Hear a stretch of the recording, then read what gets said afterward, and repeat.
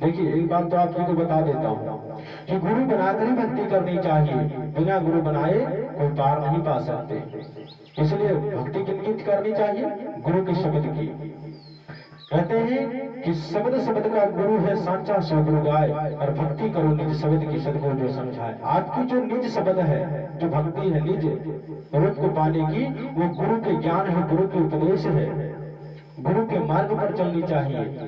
तभी जो है आप अपने परम तत्व को, आत्म तत्व को जान सकते हैं कि वास्तविकता में सत्य क्या है।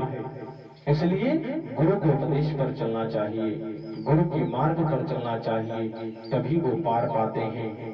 अर्थात सब कुछ फिर अधूरा होता है। तो क्या कहते हैं सदगुरु कि वास्तव में निज सुख है क्या? वास्तव में निज सुख जो है वो गुरु से प्राप्त होता है, और गुरु ही बताते हैं कि निज सुख किसे कहते हैं। तो कहते हैं कि भक्ति किनकी करनी चाहिए? तो कहते हैं सदगुरु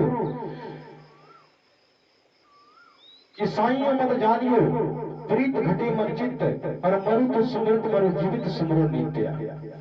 जीवन जो कहते हैं कि मरो तो सुमृत मरो जीवित सुमरो नित्य। गुरु के जो शब्द है, जो ज्ञान है, उन पर जो है अडिग होकर के सुमरण करते करते शरीर त्यागना चाहिए। ऐसी भक्ति कि नाम उठत नाम बैठत नाम सोवत जागरे, और नाम खाते नाम पीते नाम से भी लागवे।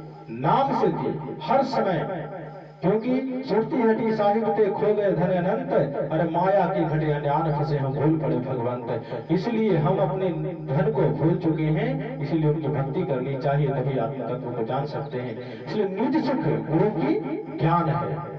गुरु के जो मूल मंत्र है वो गुरु की वाणी है, वाक्य रूपी वाणी ज्ञान है। इसीलिए साधु संतों ने भी बताया कि ध्यान मूलम गुरु रूपम पूजा मूलम गुरु पदम।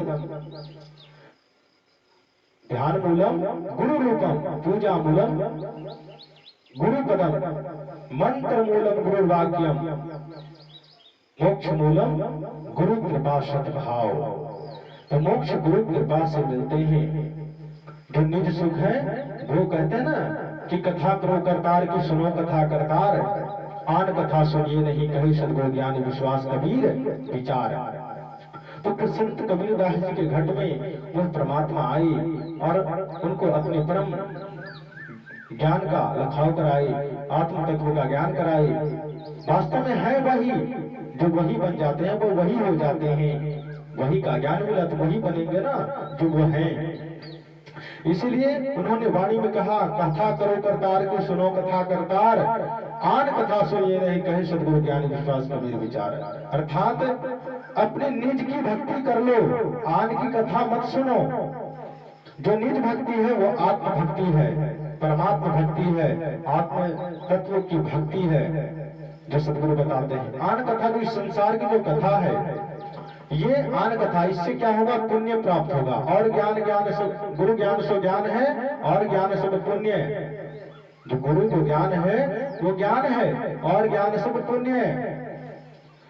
और जैसे गोला दूध का चलता करे मैदान, कहते हैं ना कि गुरु ज्ञान सो ज्ञान है, और ज्ञान सो ज्ञानड़ी, और जैसे गोला दूध का चलता करे मैदानड़ी।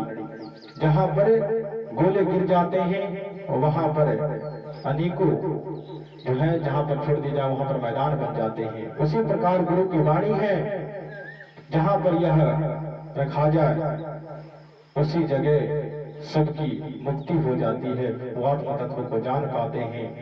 इसीलिए अपने निज की भक्ति करनी चाहिए, अन्य की भक्ति नहीं। और वो भी पूर्ण रूप से समझने के लिए अन्य की भक्ति, जो भी जितने अवतार लिए हमारे बीच में, वो सभी क्यों आए, लेकिन उनके अवतारों की हमने पूजा की, उनके चरित्रों की पूजा नहीं की, उनको पहचाना नहीं, आत्म तत्व को जाना नहीं कि जो आनंदमय स्वरूप है।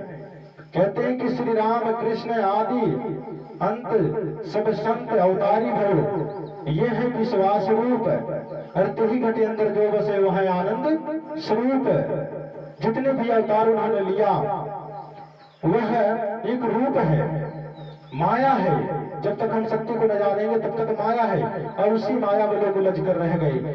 और जो उनके चरित्र है, जैसे श्री राम श्री कृष्ण आदि अवतार, जैसे मोहम्मद जी आए, इनके चरित्र को इन्होंने अपने अपने अंदर धारण नहीं किया।